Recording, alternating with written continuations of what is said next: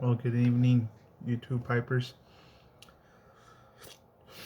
Well, let's start off with what I'm smoking. I am smoking a God's Blend. I made a video in regards to this tobacco not too long ago. So if you haven't checked it out, check it out. Um, after like a month or so since I made it, how's it tasting? It's tasting better than ever.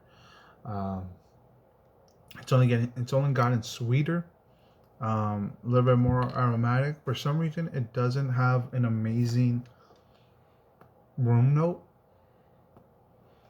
but if you taste it, it's it's nice, it's mellow, it's sweet, and it smokes great. And I'm smoking it out of a little savinelli I have here. So let's talk about why we're here. These right here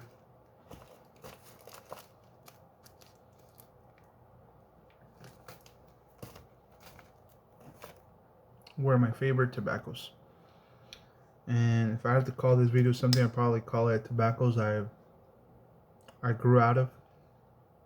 Something like that.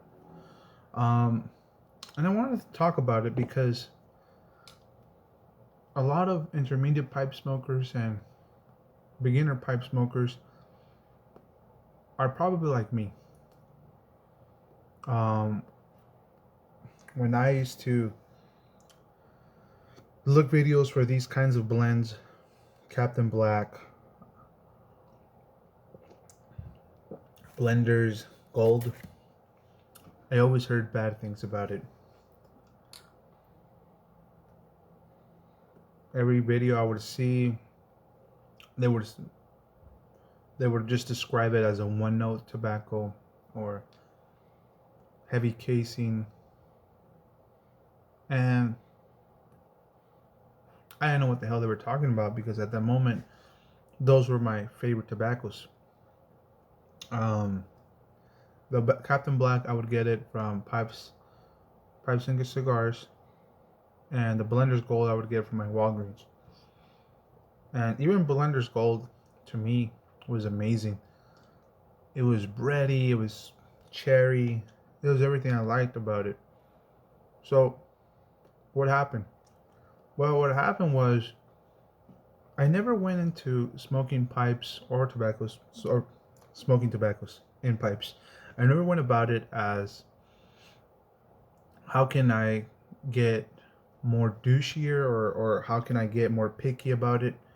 That was never my intention. My intention was when I found websites like Pipes and Cigars and other websites, and I saw a bunch of tobaccos. I was like, wow, there's such a huge variety.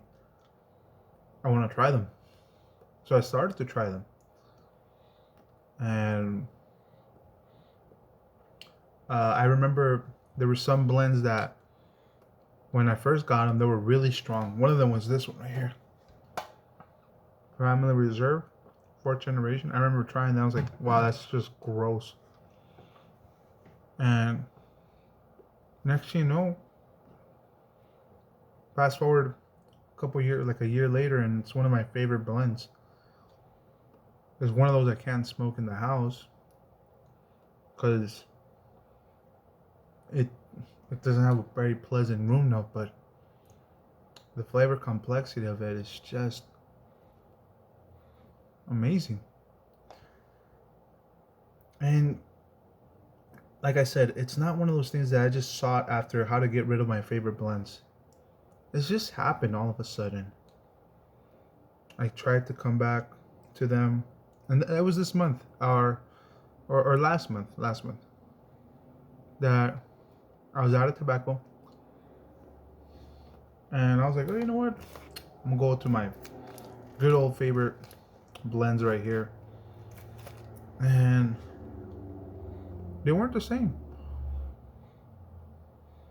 I understood what they meant by it's very one note, but that's not to talk bad about them, not at all. If anything, what's one good thing about these kinds of tobaccos is that they're going to show you how to properly smoke a pipe. They're going to show you how to properly smoke a pipe. What do I mean by that? Well, you try to chug to this right here, this type of heavy casing tobacco, and your mouth is going to be on fire because of all the sugars. Because of all the sugars, I mean, it's such a heavy casing tobacco that you're going to feel it. So it's going to teach you in a way how to sip on it, how to take it easy on the pipe so you don't get it super hot. And you start understanding that concept, like, okay, gotta take it easy, gotta take it easy. That's not the same case with a good tobacco like Lane 1Q. I love that stuff. I'm actually gonna add some of that to my order. If you guys saw my last video, I was asking like, hey, what do you guys recommend, basically? Yeah, but that's not the same case with the Lane 1. Lane 1, I remember getting a tin of that. I was chugging through it, no problem at all. And I guess for people that are like myself that were just starting, you get one of those tins, you start with that, and then later on you work yourself to other tobaccos that require a more easy pace type of smoking, and you might be in trouble, at least for the first couple of bowls.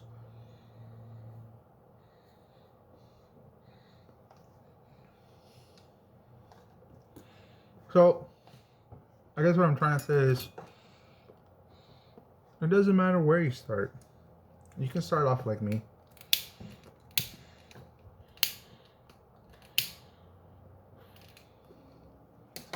But I do hope that you get to try out some other types of tobaccos out there. I'm still trying out. I'm still little by little picking up this, picking up that.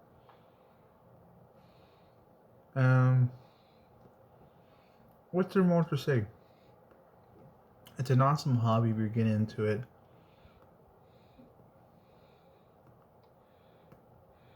And as we go along this journey, I'll be sharing more tobaccos that maybe I grow out of, or some tobaccos that I've adopted little by little. Alright? I hope that you guys have a great night, and I'll catch you guys later.